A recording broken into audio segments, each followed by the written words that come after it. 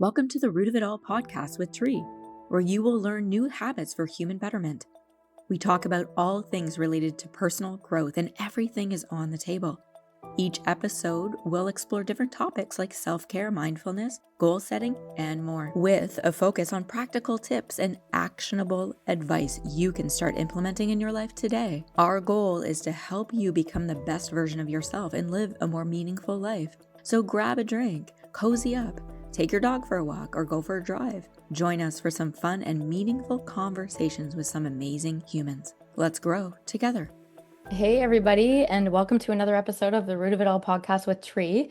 Today, I have, I almost did it again, Tyler Cameron, which I always put the Cameron before the Tyler, but it's Tyler Cameron, and he owns wrksourcing, which you're going to learn about exactly what he does and the business that he does, which is absolutely amazing, and even all the other cool stuff that he has done. So, welcome. Thanks for coming. Thanks for having me. It's great to be on the show.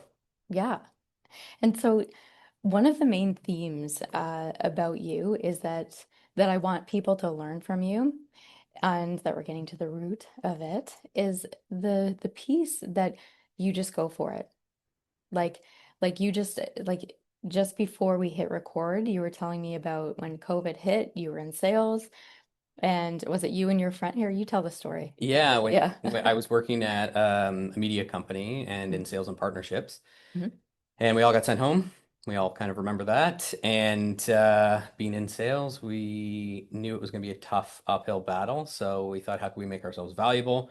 So we launched a podcast, more of a vodcast, doing it similar to this, where we record. Mhm. Luckily, we're at a media company and social media and production company. So we just pressed record and then turned it over to the team. But it's called 5 Minute Fridays, and we'd invite interesting guests. And we were able to grow the LinkedIn channel when everyone was stuck at home. So I guess we had some value to the company by doing that, and it was a cool experience and kept us busy.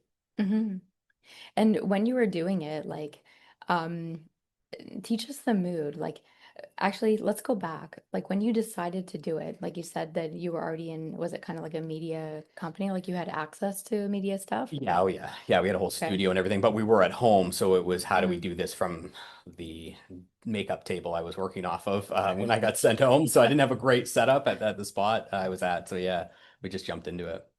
And the interesting thing is that I think, and you can chime in, but people that like just go for it, they're the type of people that actually learn by doing.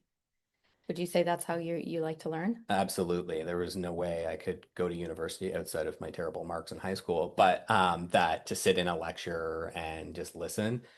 I'm a big visual learner. I'm a big learner by doing, like you said. So I always envision myself more low risk, but I've seen myself be more high risk in terms of launching my own business. Didn't really think of it like going for it the way you're positioning it, but I Hmm. have been doing that, and maybe I just get bored. Maybe it's the slight ADHD in me, but I always constantly want to be learning and self-progressing. So I learned so much by even I wasn't producing the podcast or I wasn't I was one of the co-hosts, but all the back end stuff I learned how to launch it, the growth we saw on the LinkedIn page, it was pretty cool to kind of experience all that. That's awesome. Right on. Hmm. Right on. And so teach people about your business because I want to break down like what you do and kind of the elements of you kind of just going for it and flexibility and stuff. So yeah, so teach people about what wrksourcing is all about. Sure. So I was very interested in the virtual assistant space about 6 years ago. So I started to side hustle, as many people do. First was called Dadsourcing, and it was Mhm. what I was authentic to. I had two small children, thought there had to be an easier way to live and spend more time with my family. So I built a concierge service. This was right before COVID. So I started to grow that. COVID hit. Had to pivot, probably the word of the decade, century, just with all of the uncertainties. So I pivoted to wrksourcing, still with the virtual engine behind the scenes, but helping business owners. My parents, I grew up in a small business. My parents just sold about 3 years ago, 4 years ago, a garden center that they owned and operated for 35 Mhm. years. We were literally inside the building. It Mhm. was attached to it, so I saw that the ins and outs and how hard entrepreneurship could be. So I thought using my skills and a creative way to build a team through outsourcing, people could actually be happy running their business, what I always say is I hate people that would run from corporate to then start their own business, then get discouraged and go back to corporate. We try to keep them in the launching something that they love.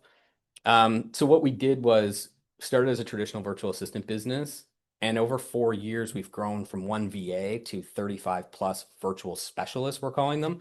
We Nice. don't really call them VAs anymore because they do so much, as well as the landscape's changed a little bit with AI. Some people think VAs are, hey Siri, can you help me with that? Or you Mhm. call RBC, Yeah. and it's, hey, I'm RBC's virtual assistant. So we want to make sure we're still known as human led.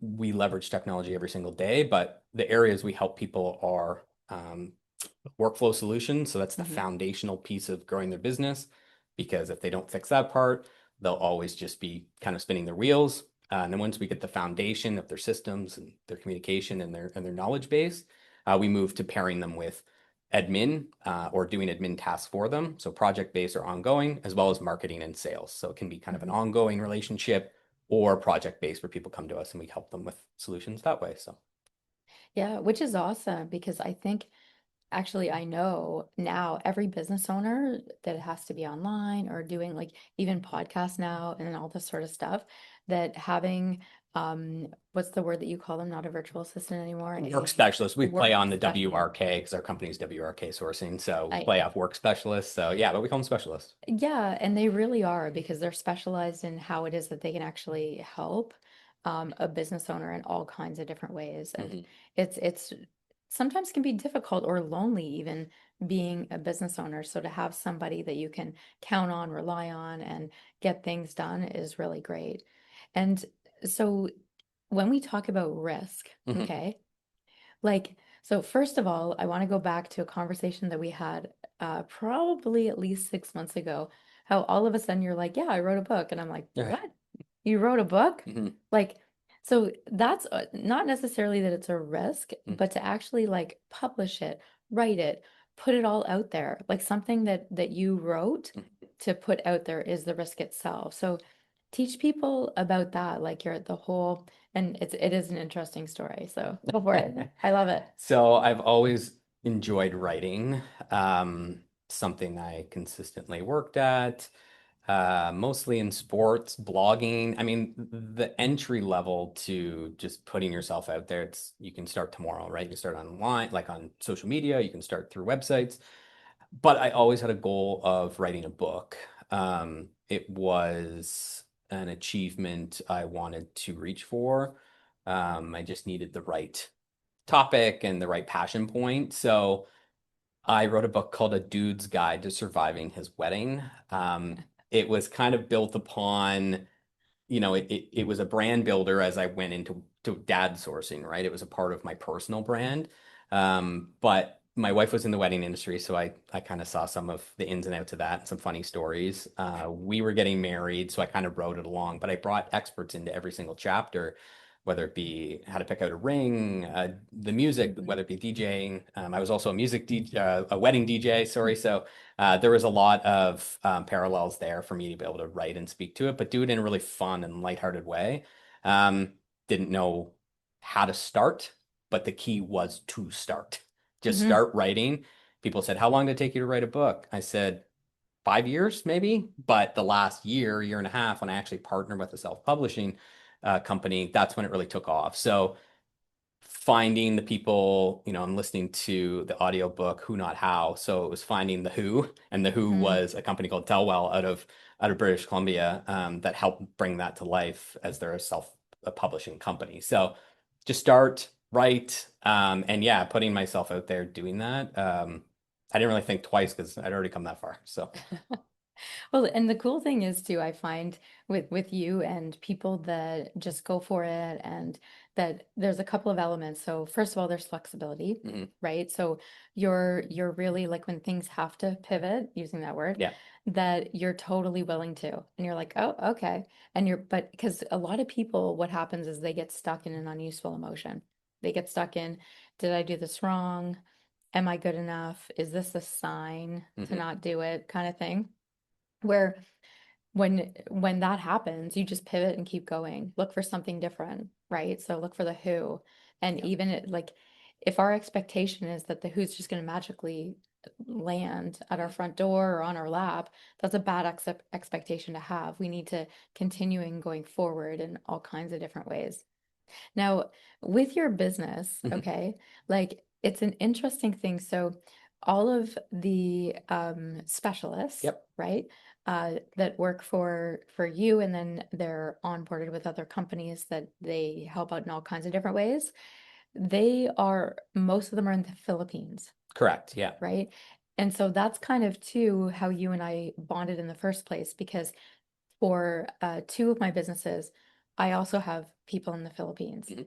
And the great thing about people in the Philippines, the culture, they have a huge amount of accountability. Mhm.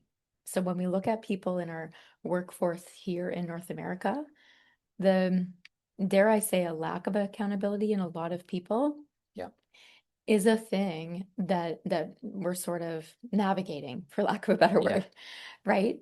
So teach us like just your first experience, because I know you have over, you mentioned like 35, Yeah. I think somewhere we're along. onboarding a specialist every week or so, but yeah. Awesome. Yeah. So I always envisioned building a company with a culture, whether it be in person or digital. This happened to be a digital business.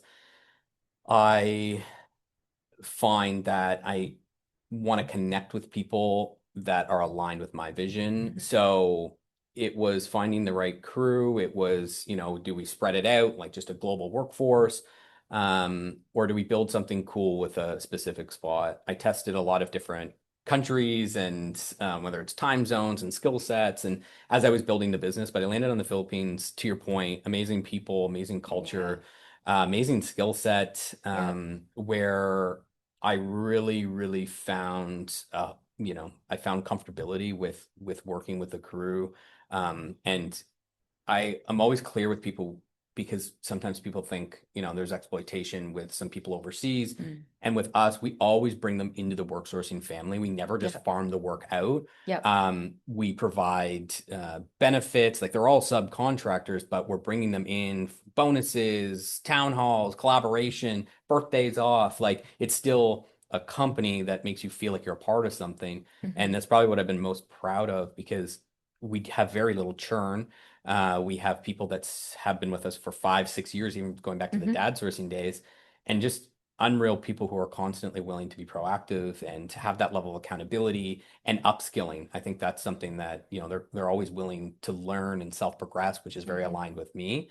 And we've been able to build not just the specialists over there, but a other part of the leadership team. So I have somebody on the ground for recruiting, and she's the head of people and culture. So that's a big part. I want to make sure I'm respecting their culture. And then we're bringing them into ours as well, a little bit in terms of sharing perspective, because most of our clients are North American. So it's kind of that give and take of both, which has been very fun and another learning, right? Yeah, and I think it's great that when we look at like globally, the whole world, Hmm. the fact that we're helping everybody out as a whole. Like that's the high level picture of it. And that we're um like I find for you, Ty, that you're super humble and super flexible, and you have zero judgment. You're welcoming of every human being, and I think it's really important, specifically for somebody that owns a business of what you have. Actually, I think every human being should be like that when it comes to just being gracious and leaving judgment to the side. Because if we're in judgment, there's almost like an energy to it. Yeah. And when people are in that judgment, all of a sudden it's like the energy changes. And you can just tell that the person is kind of blocking either learning, right? Yeah. With the like, and I'm the same way as you. I am so curious, drives my husband nuts.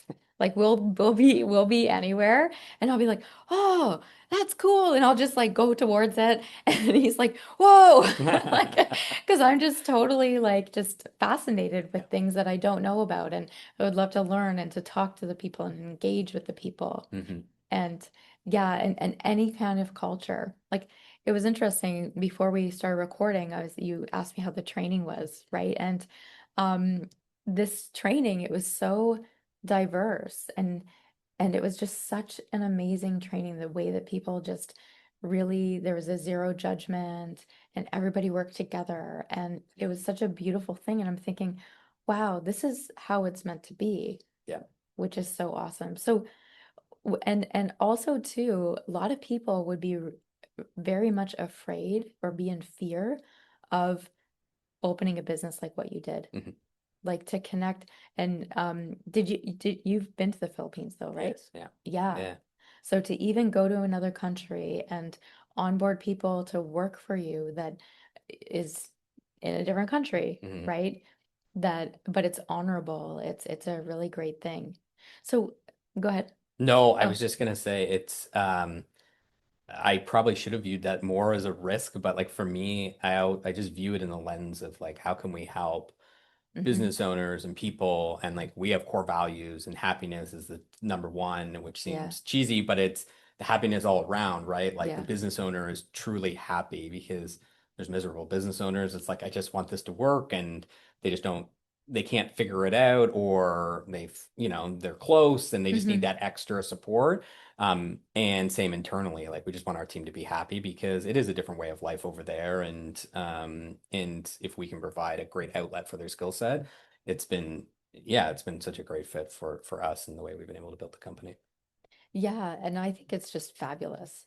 Like the things that you model it for other people, you live it. Hmm. Like all the things Hmm. that you're talking about, like Ty actually lives it. Yep. And you can see it with every interaction with him. And you're in a lot of networking things. Yeah. And the way that you interact with people, it's equal for everybody, Yeah. which is really awesome to see and to model, Yeah. right, for other people. Because I think too, when people end up in networking, they can get into their own insecurities, and then all of a sudden they can think that somebody doesn't like them, and then they'll treat them in a way that Yeah. and I see this all the time with businesses that I work with, and it's hilarious because we're making up things in our mind. Yeah.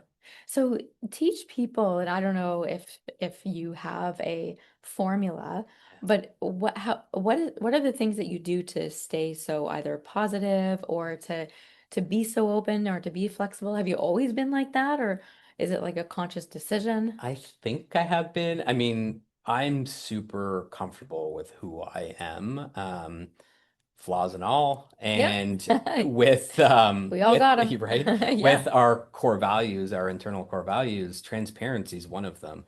My parents might not agree that I maybe wasn't as transparent when I was younger and sneaking out of the house, but I think whatever you do, and people can listen to this where there was some hiccups that we've worked with, and Hmm. it's owning it, it's being transparent, and it's doing right by everybody Hmm. involved. So whether it's, ultimately, if anything happens, it comes back down on me. If it was a specialist made an error, or, it wasn't what the client expected, it's ultimately on me. And my team knows that I'll always jump in front to say, hey, I'm the face. I'm the one to make this right. And then we all just make sure that everybody's okay with it. So I don't know. I think transparency is just, it's so important and lacks in certain industries and business in general. Hmm. I never wanted to create a business that was transactional. I came from advertising, and I found I started to get into that hamster wheel of just like, here's media, here's the money, and you just go back and forth working for corporations, where this is like as messy, and I think it's fun, but getting involved in business problems and finding solutions for them, like it's a new case every time we talk to a client. They might need admin Hmm. help. They might have a system they want to put in place. So for us, it's just really integrating, and you have to be open and honest because kind of peeking behind the curtains for everybody. And yeah, we just want to make sure we're doing right by them to create a long-lasting relationship. Yeah, and I think everybody should operate in that way, even like with a marriage, Yeah. like with kids, the transparency is good, right? There's no way to do life wrong Mm. when you look at it. Like we as humans, we learn from our mistakes, and if we're holding on to our mistakes very closely or wearing it as a badge and feeling shameful about what it is that we may have messed up on or Yeah. whatever, that it's a very unuseful way how to be. And so what's next for you? Yeah, like you gotta have something on the Oh go. God. My wife will say, don't do anything next. Just keep doing what you're doing. I think for us, we're pretty good at, from a business perspective, we're really planning our next year of, we have dropped the VA term, we've redone our branding, and how can we be even more impactful in people's businesses with our workflow solutions where we're almost coming in as a consultant from, workflow optimization. How can we help get you Mm, streamlined? How can we put the right systems in place, like I said? So we're going to really focus on that. I think it's after 4 years, we've really honed in on the right type of people we want to work with. To your point about everybody should operate, not everybody does operate with openness and mm. and sometimes people just aren't a fit. I mean, they're great people. They're just not a good fit Yeah. for what we're offering. Hmm. So we want to make sure we're just continuing to work with the right people. It's not, the quantity, it's the quality of what we can produce. So there's that. Well, we won't even get into AI, but we're exploring we're AI agents, leveraging different AI where we can help streamline workflows that way. So from a business perspective, it's that. Personally, within the business, probably it makes sense that I'm listening to Who Not How. I'm trying to step back and do what I'm really good at, which is do the networking, do the connecting, do the Mhm. business problem solving and high level strategy, and continue to trust really great Mhm. people within my business, whether they're here in the Philippines. I have full trust in the team that we've built, the leadership team and the specialists. And then yeah, let's see.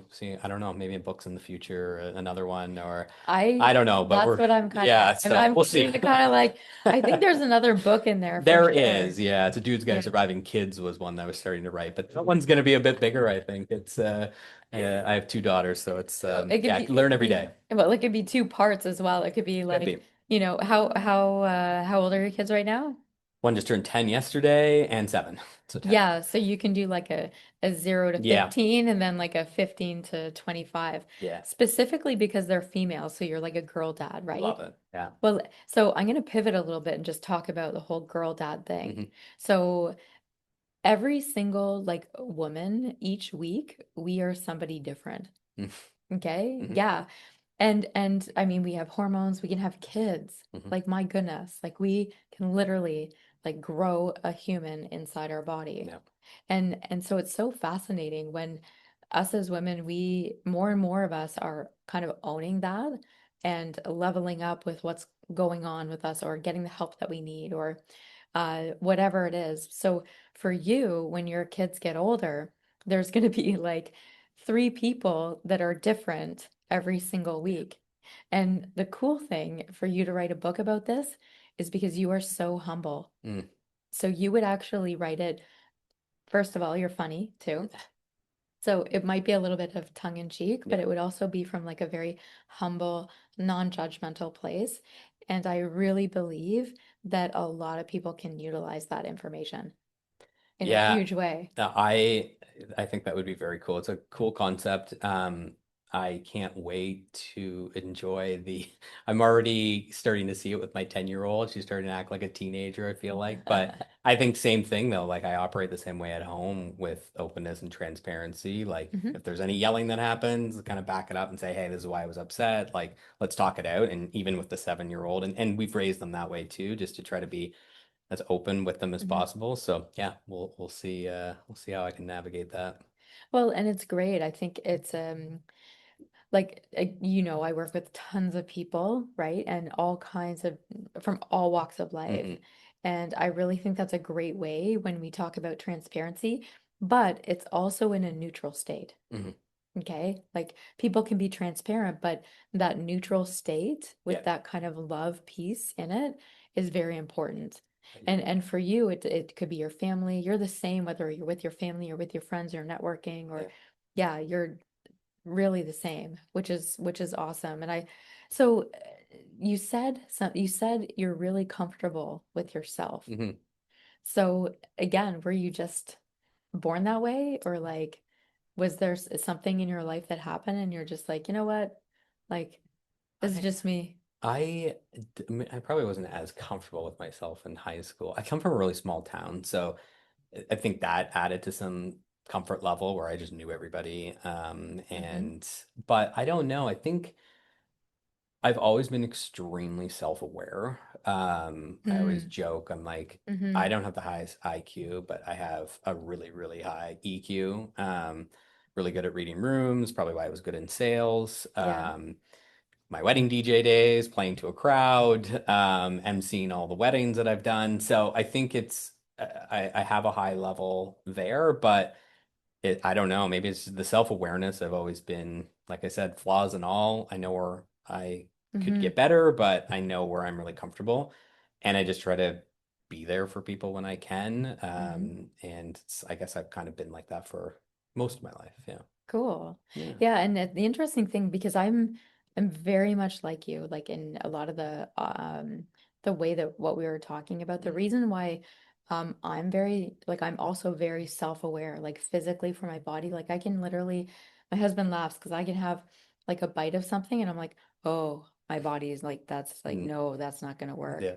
And and also too, for me growing up, like I very much had to look after myself when I was like 10 years old. Right.